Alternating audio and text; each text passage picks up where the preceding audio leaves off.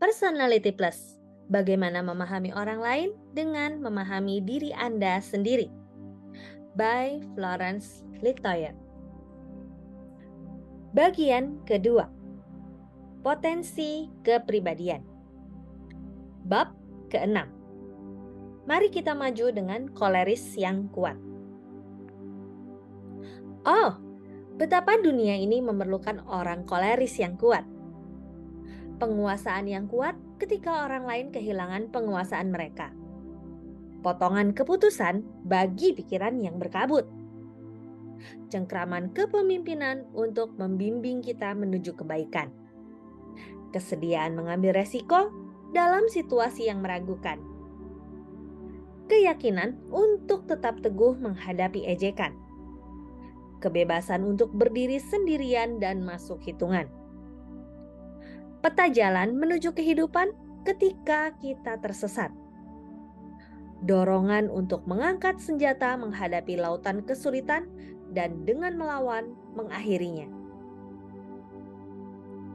Orang koleris yang kuat adalah orang dinamis yang memimpikan hal-hal yang mustahil dan bertujuan meraih bintang yang berada di luar jangkauannya. Dia merasa seperti Robert Browning. Jangkauan seseorang harus melampaui uluran tangannya. Kalau tidak, untuk apa ada surga? Orang koleris kuat selalu mengincar, meraih, berhasil. Sementara orang sanguinis populer bicara dan orang melankolis sempurna berpikir, orang koleris kuat mencapai. Dia punya watak yang paling mudah dipahami dan mudah diajak bergaul selama Anda hidup mengikuti peraturan emasnya.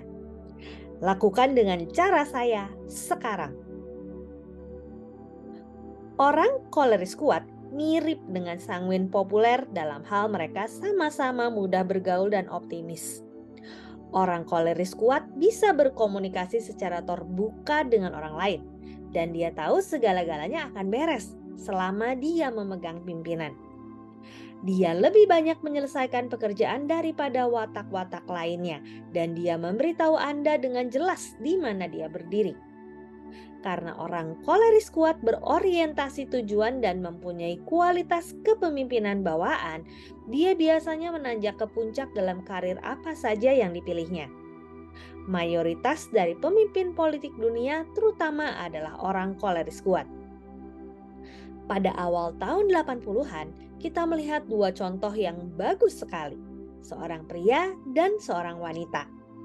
Menteri Luar Negeri Amerika Serikat Alexander Haig dan Perdana Menteri Inggris Margaret Thatcher.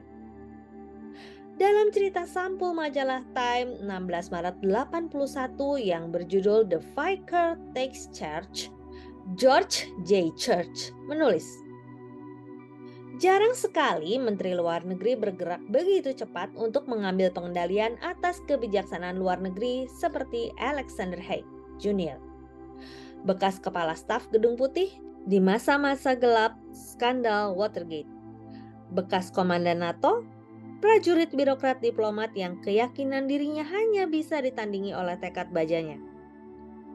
Senator Demokrat Liberal Paul Sangas dari Massachusetts mengatakan, menjelang penutupan pemeriksaan konfirmasi Haig di bulan Januari, dia akan menggunakan bakatnya untuk mendominasi pemerintah ini. Kalau tidak, hal itu sama sekali bukan karena kurangnya usaha. Tidak lama setelah Reagan mengumumkan nominasinya pada bulan Desember, Haig mengisyaratkan tekadnya untuk memegang pimpinan dengan membebas tugaskan anggota tim peralihan yang telah mempelajari kebijaksanaan luar negeri. Dia memasukkan laporan mereka yang tidak memberikan inspirasi ke dalam mesin pencincang. Hanya beberapa jam setelah Reagan mengangkat sumpah pelantikan, Haig menyerahkan kepada penasehat kepresidenan Edwin Meese sebuah memo yang mengusulkan reorganisasi mesin pembuat keputusan kebijaksanaan luar negeri yang akan memberikan kekuasaan kepada Menteri Luar Negeri. 2 pekan sebelumnya, Reagan menyetujui pengarahan yang memberi Haig sebagian besar, walaupun tidak semua, kekuasaan yang diinginkannya.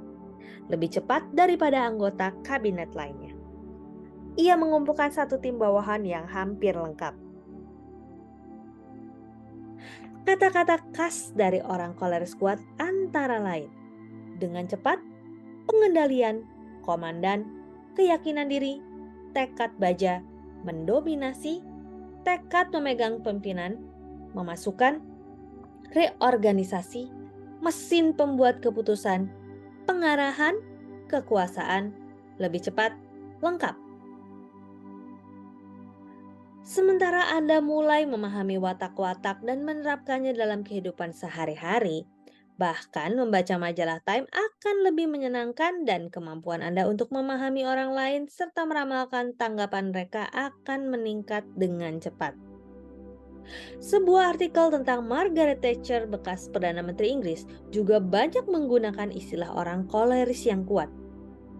Unggul, mendominasi, berbakat, mampu, seperti ratu, secara pasti, kompetitif secara intensif, lebih tangguh, lebih langsung, ditantang, taktik agresif, maut, menolak saran.